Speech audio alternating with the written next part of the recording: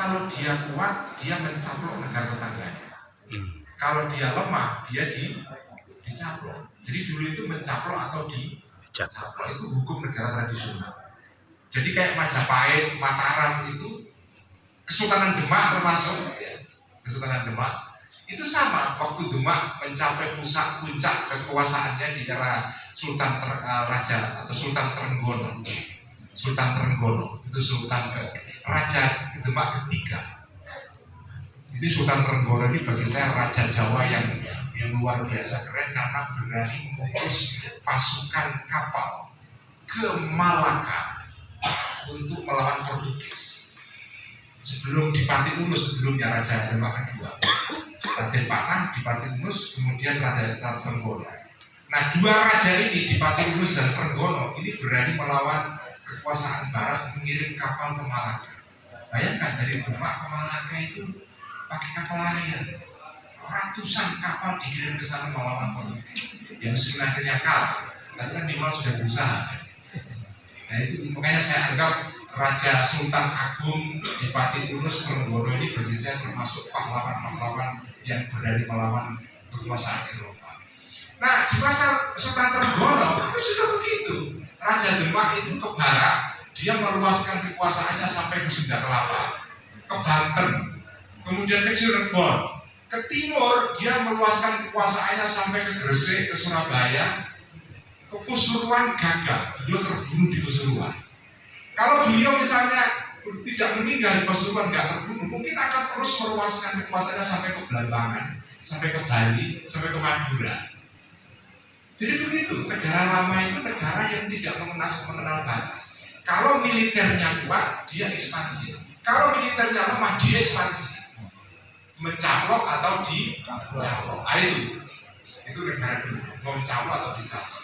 Di negara modern tidak ada begitu, ada batas-batasnya. Karena negara lama tidak mengenal batas, maka dulu itu jihad itu permanen.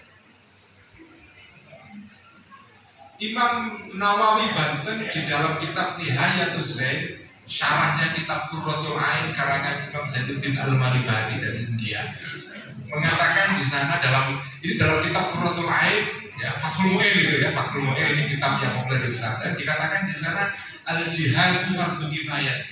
Jihad itu fardu kifayah. Wa aqalluhu marratun fis sana. Minimal itu setahun sekali. Itu jihad. Minimal itu. Di syarah Imam Nawawi, wa idza zada fa huwa afdal. Kalau nambah dari sekali lebih baik. Jadi makin banyak jihad makin baik. Ini tahun ini sudah ada jihad belum ini? Ini jihad dalam pengertian perang loh ya. Karena Imam Nawawi menyarai kita belum jihad itu disarai ayul kita fi sabilillah, yaitu perang di jalan Allah. Bukan jihad dalam jihad ekonomi, jihad pendidikan, jihad pertanian, bukan. Itu bukan jihad yang dimengerti oleh para ulama pada saat itu. Al jihad ayul kita fi sabilillah, yaitu perang di jalan Allah. Itu hukumnya fardu kifayah. Artinya apa? Kalau tidak ada umat Islam yang menjalankan kewajiban ini, semua dosa. Tahun ini kira-kira belum ada jihad. Kita semua dosa kalau menurut ketemu ini. Dosa. Malah yang melaksanakan jihad ini kelompok-kelompok itu. Jadi ini makanya saya bilang yang jihad tidak pernah ngaji Fathul Mu'in, yang ngaji Fathul Mu'in tidak pernah jihad.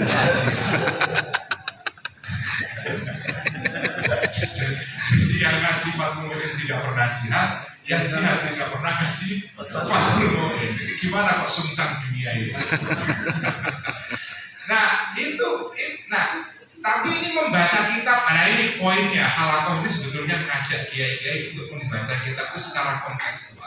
Kenapa kitab Fathul Mu'in Nihayatuz Zain itu mengatakan al-jihad fardu kifayatin wa aqalluhu marratun fis sana wa idza zada fa huwa afdal? Karena kitab ini dikarang di era sebelum munculnya negara nasional, di negara tradisional, negara khilafah. Imam Nawawi itu meninggal tahun 1897 kalau tidak salah. Jadi masih di negara Khatib Utsmani, belum ada negara nasional. Nah dalam negara tradisional begitu. Kalau kamu tidak jihad selama-lamanya, maka negara kamu akan dicaplok negara lain. Itu alasannya. Nah, di negara modern ini tidak bisa dijalankan lagi. Karena di negara modern sudah ada kesepakatan yang dilindungi oleh PBB bahwa semua negara punya batas yang jelas, nggak boleh dilanggar. Karena itu sekarang jihad itu dimaknai lain. Kita nggak bisa lagi mengatakan jihad itu fardu kifayatin wa aqallu humatatun bisanah, karena kita sudah punya tentara, sudah punya TNI yang menjaga perbatasan kita. Kita bayar pajak saja sudah cukup.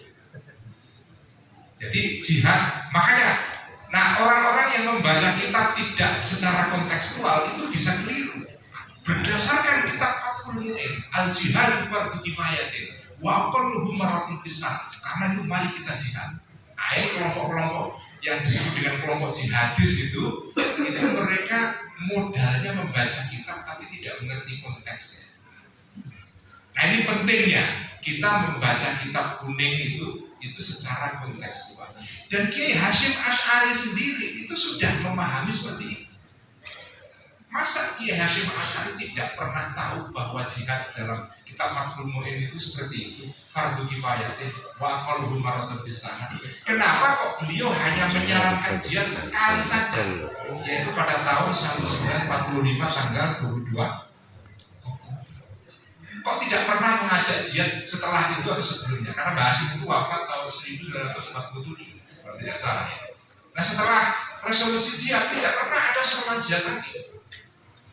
Karena apa? Karena Mbah Hasyim tahu dunia sudah berubah, tata dunia baru sudah lahir. Bukan lagi negara lama, tapi negara baru.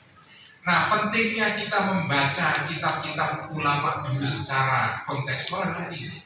Karena kalau kita keliru memahami kita bisa menimbulkan masalah yang cukup besar. Contohnya adalah kelompok-kelompok yang menerapkan jihad sekarang. Alasannya karena mereka membaca kitab pada masa lampau dan mereka berkesimpulan kalau begitu kita wajib jihad. Padahal maknanya tidak seperti itu.